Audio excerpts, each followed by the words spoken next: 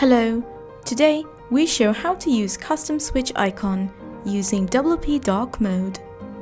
Under the switch settings of WP Dark Mode, enable the custom switch icon option.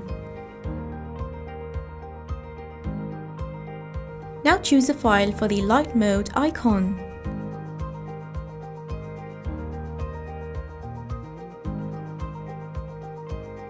You can also do the same thing for the switch icon in the dark mode option.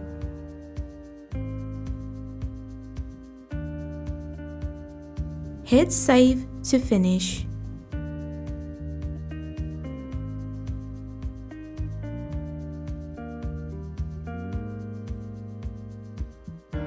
If you go to your site and refresh the page, you will see that the dark mode widget will display the icon based on your preference.